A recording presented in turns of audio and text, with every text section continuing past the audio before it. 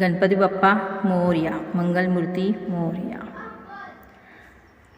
आळसावलेल्या ब्रह्मदेवानी एकदा आसनावर बसल्या बसल्या जांबाई दिली असता त्या जांबाईबरोबर त्यांच्या तोंडावाटे एक छोटासा राक्षस बाहेर पडला. क्षणाक्षणाला मोठा होऊ लागलेल्या त्या राक्षसाला ब्रह्मदेवानी विचारले, बाबा रे, तुझे नाव काय? तो राक्षस भयानक हसून म्हणाला, ब्रह्मदेवा, आत्ताच तर कुठं माझा जन्म झाला. तेव्हा माझं बारसं करण्यापूर्वीच तुम्ही मला माझं नाव कसं काय विचारता? ब्रह्मदेव म्हणाले, तू असुर असून तुझा रंग सेंद्रासारखा म्हणजे सिंदुरासारखा आहे, म्हणून मी तुला सिंदुरासूर या नावाने संबोधतो. त्या असुराने विचारले, ब्रह्मदेवा, तुम्हीच मला जन्म दिलात, तेव्हा मी तुम्हाला आई या नावाने हाक मारू की बाबा या नावाने? ब्रह्मदेव म्हणाले, तू मला यापैकी कुठल्याच नावाने हाक न मारता इथून लवकरात लवकर निघून जा. मी इथून जायला हवा असेल तर तुम्ही मला तसाच काही विशेष गोष्टी दिल्या पाहिजेत, असे सिंदूरसराने सांगताच ब्रह्मदेवानी त्याला 2 वर मागायला सांगितले. यावर तो म्हणाला, पहिल्या वराप्रमाणे मी ज्याला ज्याला म्हणून आलिंगन देईन त्याला त्याच क्षणी मृत्यू यावा, आणि दुसऱ्या वरानुसार मला पत्नी म्हणून जगातल्या सर्वात सुंदर स्त्रीचा लाभ व्हावा. ब्रह्मदेवानी तथास्तु म्हणून त्याला निघून जायला सांगितले. त्या वरामुळे आनंदातून गेलेला सिंद्रासूर तेथून निघून छाती ताणून रस्त्याने चालू लागला असता समोरून येणाऱ्या नारदाशी त्याची गाठ पडली व त्याने त्याला तुम्ही कोण अशी विचारणा केली. नारदानी आपण ब्रह्मदेवाचे मानसपुत्र असल्याचे सांगताच सिंदुरासूर म्हणाला, दादा, तर मग हा सिंदुरासूर तुझा धाकटा भाऊ आहे. दादा, या आनंददायी भेटीप्रीती मला तू एक कडकडून आलिंगन देऊ दे. नारदाने विचार केला, ज्या अर्थी ओळख झाली नाही तोच हा आपल्याला आलिंगन देऊ पाहतोय, त्या अर्थी दुसऱ्याला आलिंगन देऊन त्याला जीवे मारण्याचा यांना बाबांकडून वर मिळाला असावा. म्हणून त्यांनी विचारलं, सिंदुरासूर, बाबांनी दिलेल्या वराप्रमाणे मला आलिंगन देऊन तू माझा प्राण घ्यायचा आहे का? खुशाल घे, पण हेही लक्षात ठेव की जो कोणी माझा प्राण घेईल त्याच्या गळ्यात हा तंबोरा आणि हाती चिपळ्या पडून त्याच्यावर माझ्यासारखी गावोगावी भटकत राहण्याची पाळी येईल. नारदाने ते बोलणे ऐकून सिंदुरासूर म्हणाला, नको रे बुवा, ते तुझे दगदगीचे जिने, पण मग बाबांनी दिलेल्या त्या वराच्या सत्याचा परताळा घेण्यासाठी मी कुणाला आलिंगन देऊ?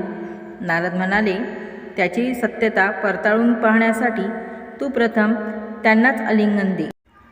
त्यामुळे ते मेले तर तू त्यांचा जीव घेऊ नकोस, पण जर का ते मेले नाहीत तर मात्र तो त्यांचा चांगला समाचार घे. याचप्रमाणे बोलून व वडील झाले म्हणून काय झाले, वाटेल त्यांना वाटेल तो वर देऊन जगाला डोकेदुखी ठरवणाऱ्या, समस्या निर्माण करणाऱ्या त्यांनाही धडा हा शिकवलाच पाहिजे, असे मनात म्हणून नारद तिथून विष्णुलोकी गेले. नारदांनी सांगितल्याप्रमाणे सिंदुरासूर ब्रह्मदेवाकडे गेला व त्यांना आलिंगन देण्याचा प्रयत्न करू लागला. आपण दिलेला वर आपल्यावरच उलटल्यामुळे भयभीत झालेले ब्रह्मदेव विष्णुलोकी पळू लागले. सिंदुरासूरही त्यांच्या पाठोपाठ गेला. हे दृश्य पाहून तिथे असलेले नारद मनात म्हणाले, बाबांना मिळाला तेवढा धडा पुरे झाला, आता हिमालयावर कुणाचे आक्रमण होणे शक्य नाही. अशा भ्रमात कैलासावर बसून जागतिक शांततेत डमरू वाजवणाऱ्या शंकराचे एकदा डोळे उघडवावे. मनात हा विचार येतात नारद सिंदुरासुराला म्हणाला, बंधू, ज्या अर्थी तू देव पाहत असलेल्या आलिंगनाला भिवून बाबा आश्रयासाठी विष्णूकडे आले आहे, या अर्थी त्यांनी तुला दिलेल्या वरात तथ्य असावे, पण आता त्यांना तू आलिंगन देऊ नकोस. मगाशी तुझ्याशी बोलताना एक गोष्ट माझ्या लक्षात आली नाही, ती मी तुला सांगतो. अरे, आपले बाबा म्हणजेच ब्रह्मदेव जर तुला आलिंगनामुळे मृत्यू पावले तर जगातील उपस्थिती बंद होईल.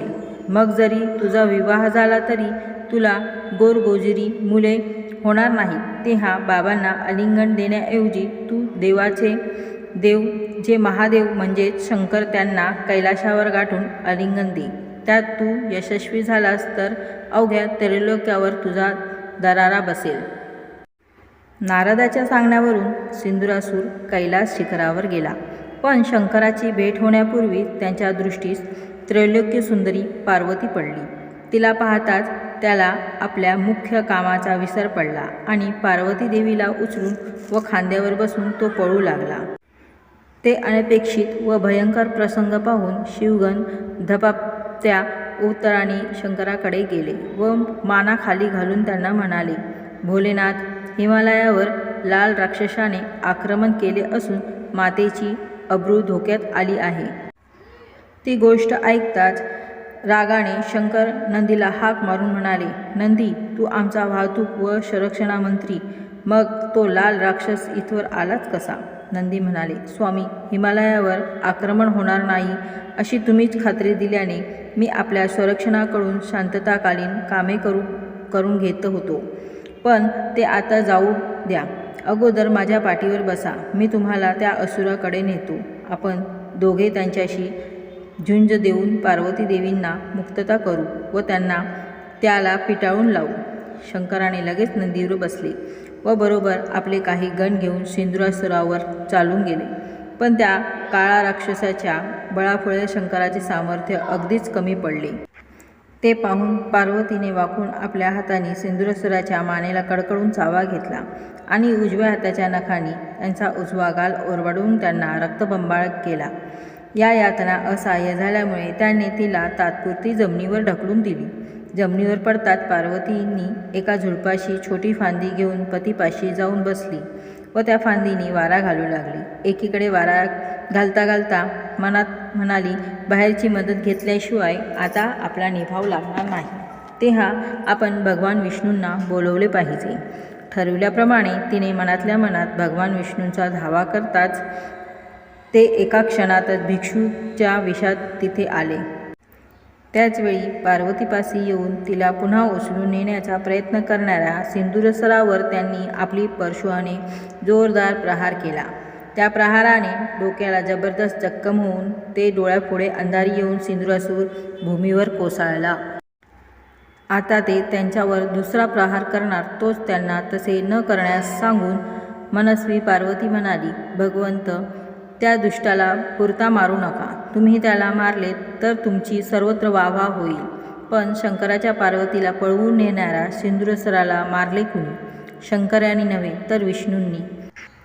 अशी माझ्या भोळ्या पतीची सर्वत्र अपकीर्ती होईल. तेव्हा या असुराचा वध माझ्या पुत्राच्या हातून होईल असा मला वर द्या. तिच्या या बाणेदारपणावर प्रसन्न होऊन व तिला तसा वर देऊन भगवान विष्णू अर्थध्यान पावले. सिंदुरासुराने तर त्यापूर्वीच तिथून पळ काढला होता.